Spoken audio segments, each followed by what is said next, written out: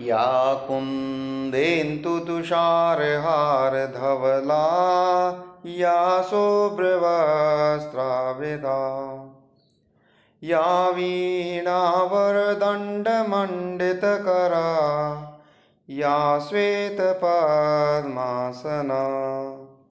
या ब्रह्माच्युतशङ्करप्रभृतिभिर्देवैः सदा वन्दिता सा मां पातु सरस्वतीं भगवती निशेषजाड्यापहा।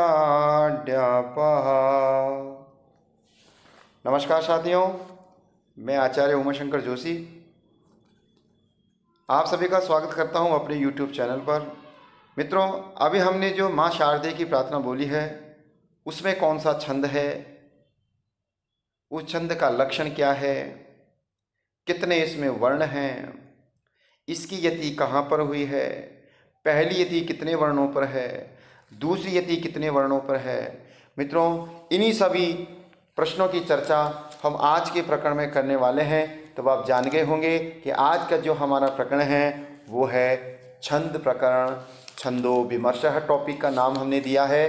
तो आइए मित्रों, हम इन छंदो विमर्श के अंतर्गत चर्चा करते हैं। सबसे पहले हम कुछ पारिभाषिक शब्द पढ़ेंगे, उसके बाद में फिर हम कुछ नियमों की जानकारी लेंगे, लघु गुरु वर्णों की मात्रा का विधान करेंगे और मित्रों उसके बाद में हम लोग देखेंगे कि कौन से वर्ण, कौन सा छंद, कौन सा मात्रिक छंद, कौन सा वार्णिक छंद, कितने छंद हमारे यहाँ पर समृत हैं, कौन अर्ध समृत है, कौन विसमृत है, ये सारी चर्चा हम लोग करने वाले हैं। तो आप बने रहिए मेरे साथ। मैं आपका अपना उमाशंकर जोशी लाया हूँ आपके लिए छंदो विमर्शः। टॉपिक शुरू करने से पहले मित्रों मैं आपको कुछ जानकारी देना चाहता हूँ कि ये जो हमारा चैनल है ये एक एजुकेशनल चैनल है और यह बिल्कुल निःशुल्क है। यहाँ पर किसी प्रकार का कोई भी शुल्क नहीं लिया जाता है, इसलिए आप हमारे चैनल को ज्वाइन करें और इस संस्कृत गंगा धारा और व्याकरण से संबंधित, चाहे वो हिंदी व्याकरण से हो, चाहे वो संस्कृत व्याकरण से संबंधित कोई भी प्रश्न हो या किसी भी कंपटीशन की आप तैयारी कर रहे हो तो आप इस चैनल को ज्वाइन करें और यह आपके लिए बहुत ही उपयोगी सिद्ध होगा। ठीक है मित्रों, तो आइए हम चर्चा करते हैं छंदो विमर्श टॉपिक के अंतर्गत। मित्रों, सबसे पहले हम ये जानना चाहते हैं कि आखिर छंद किसे कहते हैं। तो कुछ पारिभाषिक शब्दों के साथ हम टॉपिक की शुरुआत कर रहे हैं। तो मित्रों, छंद किसे कहते हैं तो आपके सामने स्क्रीन पर है कि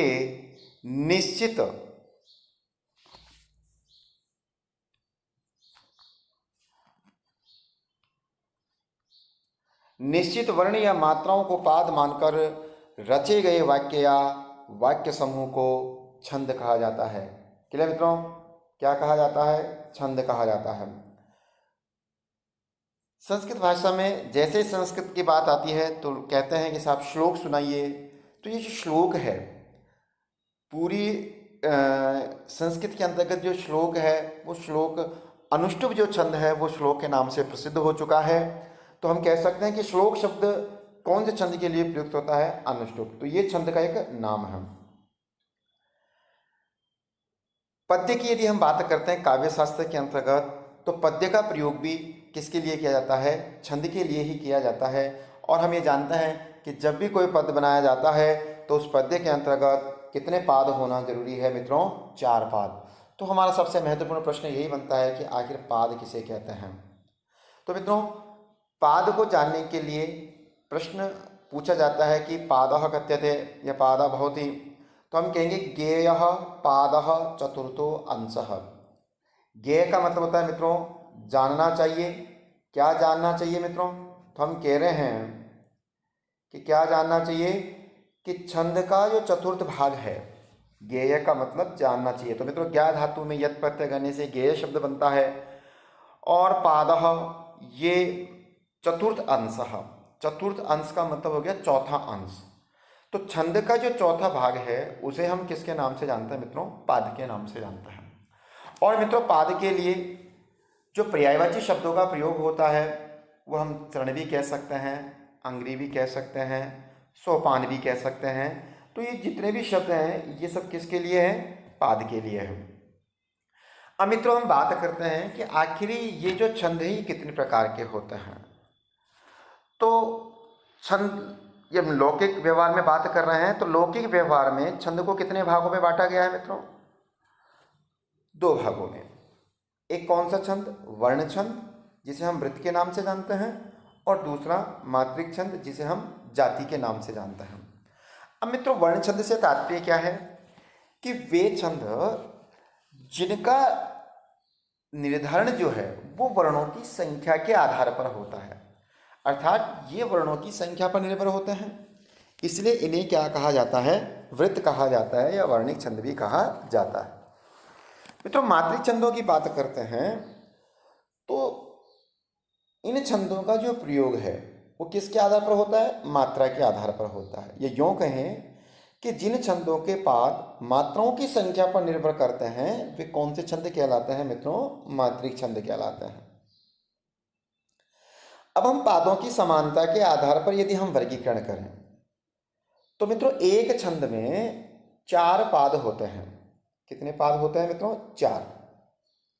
यदि उन चारों पादों में वर्णों की संख्या यदि समान है तो वो समृद्ध कहलाएंगे। अगर उसमें पहला और तीसरा पाद और दूसरा और चौथा पाद, इन दोनों चरणों में वर्णों की समानता यदि होती है तो ऐसे छंद को हम अर्ध समृद्ध कहते हैं। और मित्रों, जिनके चारों चरण ही भिन्न हो वो सब क्या कहलाते हैं? विसमृत कहलाते हैं। तो ये पादों की समानता के आधार पर छंदों का क्या हो गया है? वर्गीकरण हो गया है। अब मित्रों, प्रश्न यह उठता है कि आखिर इस छंद शास्त्र में वर्ण किसे कहा जाता है? तो आइए मित्रों, अब हम इसको भी सीख लेते हैं कि वर्ण किसे कहा जाता है।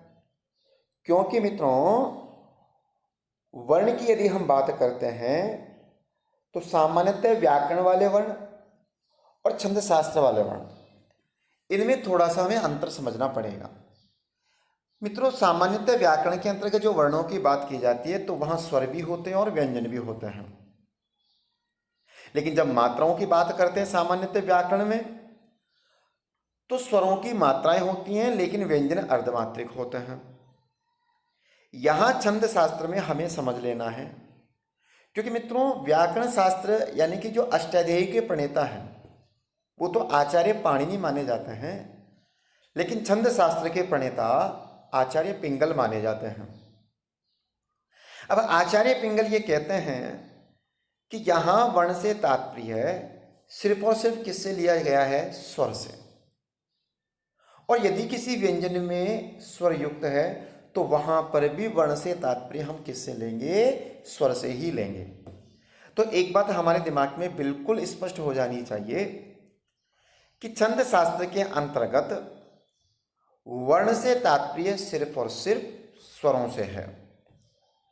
अब हम बात करते हैं मित्रों मात्रा की। तो मित्रों, मात्रा किसे कहते हैं? तो वर्णस्य उच्चारण कालः मात्रा इति उच्यते, कि वर्ण के उच्चारण काल को ही क्या कहा जाता है? मात्रा कहा जाता है।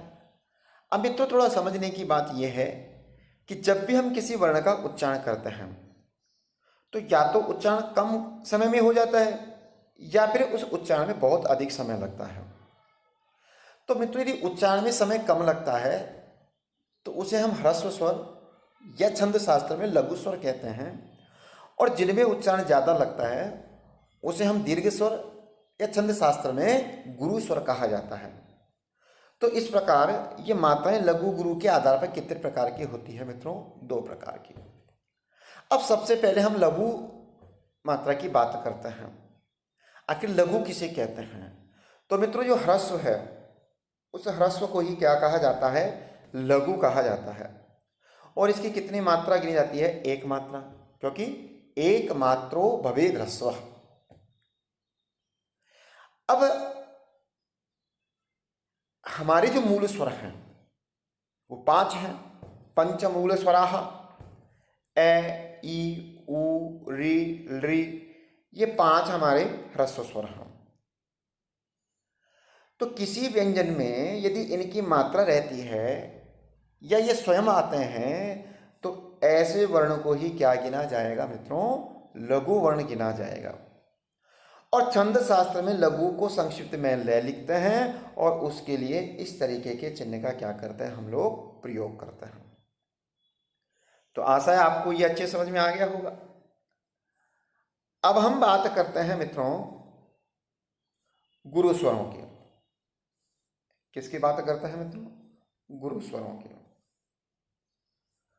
तो गुरु स्वरों की बात करते हैं मित्रों, तो एक से अधिक मात्रा वाले जो वर्ण होते हैं उन्हें हम क्या कहते हैं? गुरु कहते हैं। जैसे आ, ई, उ, री, ए, ऐ, ओ, औ, ये सभी क्या कहलाते हैं? गुरु स्वर कहे जाते हैं। और गुरु वर्णों को समझने के लिए हमें इस श्लोक को जो श्रुत बोध में लिखा हुआ है इसे हमें सही ढंग से समझ लेना है। क्यों समझ लेना है मित्रों? क्योंकि श्रुत बोध में लिखा हुआ है। अब आप जानते हैं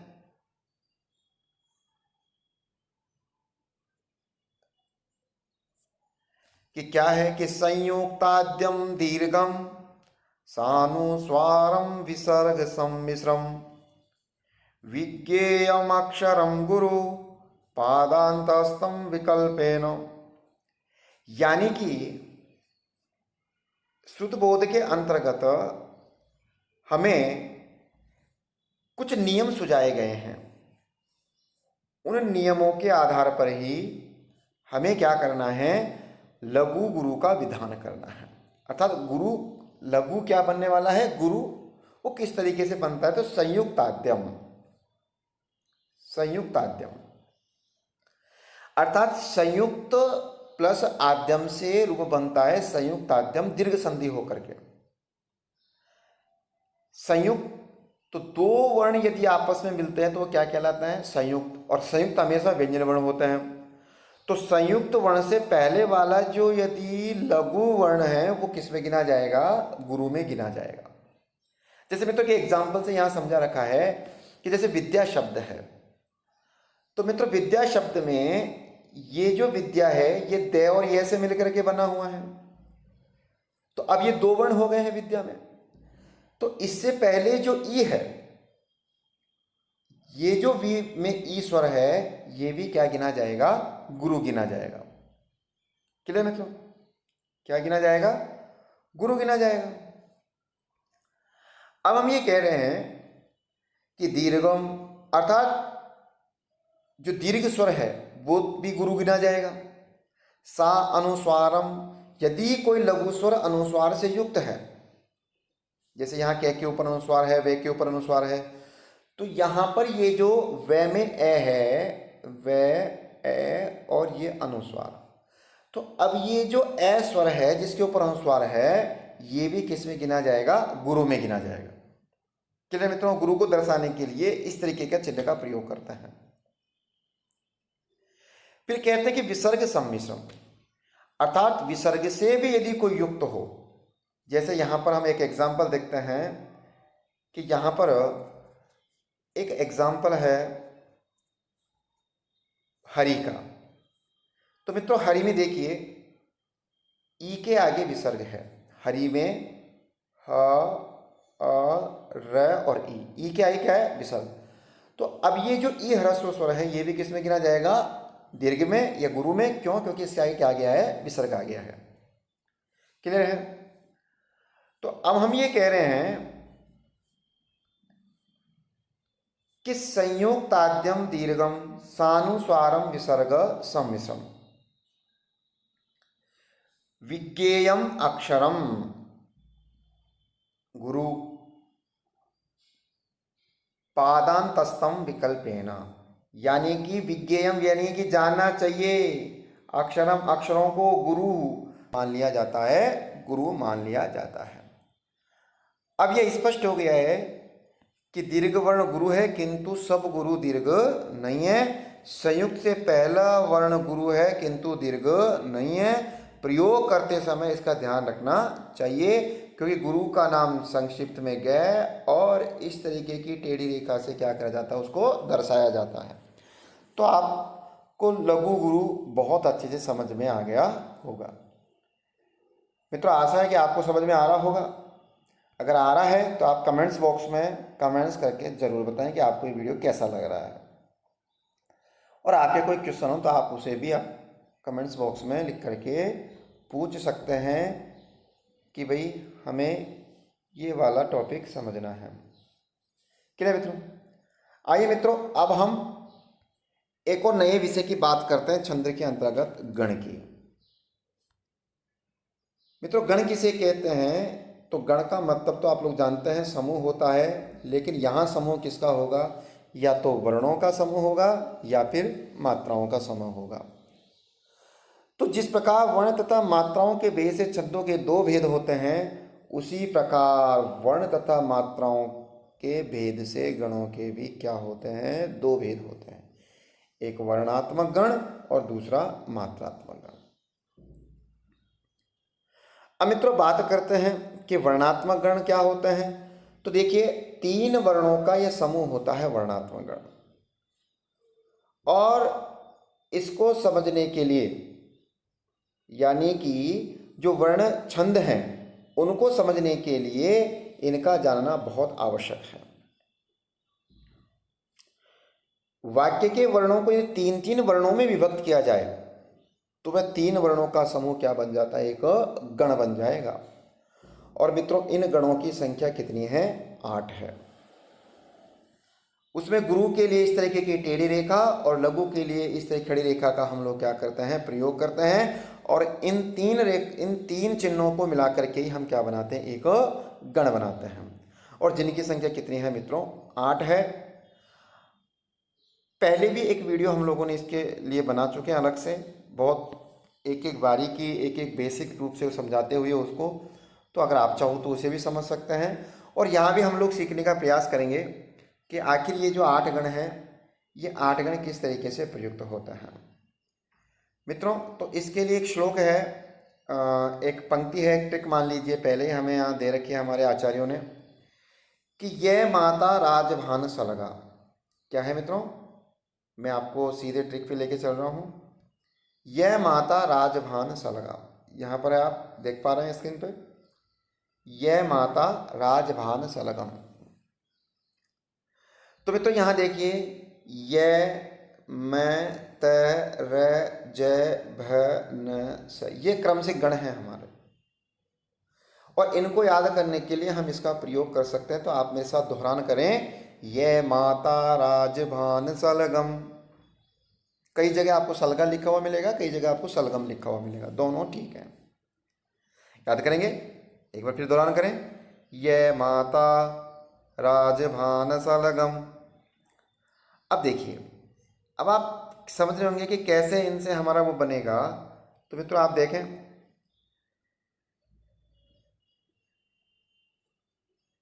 कि इन गणों में जिसका स्वरूप जानना हो उसके नाम के अक्षर के आगे 2 अक्षर ले लेने हैं हम। जैसे देखते हैं हम यहाँ सीधे हम यह समझने का प्रयास करते हैं कि हमारे जो 8 गण हैं ये कौन कौन से ना, किस तरीके से। तो यहाँ पर देखिए, ऐसे आपको दिखाई दे रहे होंगे 8। ये माता, फिर माँ तारा, फिर ताराज, फिर राजभा, फिर जय भाना, फिर भानस, फिर नसल और फिर सलगम। तो मित्रों देखो, यह लघु माँ, यहाँ पर ये बना रखे ना चिन्ह, ये लघु, ये गुरु, ये गुरु। मातारा में तीनों गुरु। तो आपसे प्रश्न पूछे कि वह कौन सा गण है जिसमें तीनों गुरु होते हैं, तो आप बताएंगे मगण। तो नाम प्रथमाक्षर से हो गया इनका, यह माता से यगण, मातारा से मगण, तारा जैसे तगण, राजभा से रगण, जबान से जगण, भान से भगण, नसल से नगण और सलगम से सगण। इसी तरीके से तारा जैसे गुरु गुरु लघु, राजभा से गुरु लघु गुरु, जबान से लघु गुरु लघु, भान से गुरु लघु लघु, नस्ल से तीनों लघु और सलगम से लघु लघु गुरु। इस तरीके से आपके ये सारे क्या होते हैं मित्रों? गण होते हैं, जो आप लोग देख पा रहे हैं। अब हम कुछ और श्लोक भी है जो आपके लघु गुरु का विधान करते हैं, तो मैं आपको पढ़ के सुना रहा हूँ कि आदि मध्यवसानेषु भजसा यान्ति गौरवम, यरता लाघवम यान्ति मनो तो गुरु लाघवम। इस तरीके से इन के आधार पर भी हम लघु गुरु का विधान करते हैं, लेकिन सबसे सरल तरीका जो हम लोगों ने सीख लिया है, तो एक बार पुनः दोहरान कर लें, यह माता राजभान सलगा। अब मित्रों हम बात करते हैं, ये तो हमारे वर्णिक गणों की बात हो गई जो हमारे 8 हैं। अब हम मात्रिक गणों की बात भी कर लेते हैं। मित्रों मात्रिक गणों की बात करें तो देखिए, जिस प्रकार हम लोगों ने 3 वर्णों को मिलाकर के एक गण बनाया वार्णिक छंदों के अंतर्गत, उसी तरीके से मात्रिक छंदों के अंतर्गत हम 4-4 मात्राओं का क्या बनाते हैं, एक समूह बनाते हैं। और ये कितने प्रकार के बनते हैं, 5 प्रकार से बन सकते हैं, जिसमें ये दोनों चिन्ह आपको दिखाई देंगे। तो मित्रों देखो, क्योंकि यहाँ लघु का मतलब होता है 1 मात्रा और गुरु का मतलब होता है 2 मात्रा, यानी कि 4 होने चाहिए टोटल। जैसे 2 और 1, अभी ये 3 है ना, ये 4 होने चाहिए। अब 4 कैसे कैसे बन सकते हैं देखते हैं। सर्वगुरु यानी कि 2 + 2 = 4। अंतगुरु, अंतगुरु में तो 1 1 2 = 4 मात्रा। मध्य गुरु रखते हैं तो 1 2 3 4 मात्रा। अगर आदि गुरु रखते हैं तो 2 3 4 मात्रा। और सर्वलघु तो 1 2 3 4 क्रम से हो जाएगा। तो आपको ये भी बहुत सरल तरीके से समझ में आ गया होगा। क्लियर मित्रों? तो गण भी हम लोग सीख चुके हैं कि वार्णिक गण की बात करेंगे तो 8 और मात्रिक गणों की बात करेंगे तो 5। क्लियर? आइए मित्रों, अब हम आगे की ओर बढ़ते हैं। अब हम बात करते हैं कि यति किसे कहता है, क्योंकि छंद शास्त्र में जैसे अभी हमने एक श्लोक पढ़ा था या कुंद, तो बीच बीच में हम लोगों ने विराम भी लिया था। तो मित्रों उस यति का मतलब ही क्या है, विराम है। संस्कृत व्याकरण में, वो संस्कृत भाषा में यति ही विच्छेद संज्ञिका, यानी कि जो अपनी गति को तोड़ दे वो कौन होती है, यति। छंद के उच्चारण मधुरता लाने के लिए जहाँ रुका जाता है वही क्या कहलाती है मित्रों, यति। यदि ये यति छंद के अंत में भी हो सकती है, मध्य में भी हो सकती है, आधे श्लोक के बीच में भी हो सकती है, कहीं भी हो सकती है, या कुछ वर्णों के आधार पर भी हो सकती है। क्लियर है मित्रों? और हमेशा छंद के लक्षण में दर्शाने के लिए तृतीय विभक्ति से ही किसको दर्शाया जाता है, यति को। तो ये वाला प्रश्न भी बहुत परीक्षाओं में पूछा जा चुका है कि छंद शास्त्र में लक्षण को यति को दर्शाने के लिए कौन सी विभक्ति का प्रयोग किया जाता है। तो मित्रों तृतीय विभक्ति का प्रयोग किया जाता है। तो आशा मित्रों कि आपको ये जो बेसिक छंद शास्त्र से संबंधित ज्ञान की बातें हैं ये आपको समझ में आ गई होगी। अब हम एक एक वर्णिक छंद की हम लोग चर्चा करने वाले हैं, तो बने रहिए आप मेरे साथ, चर्चा करेंगे हम क्रम से।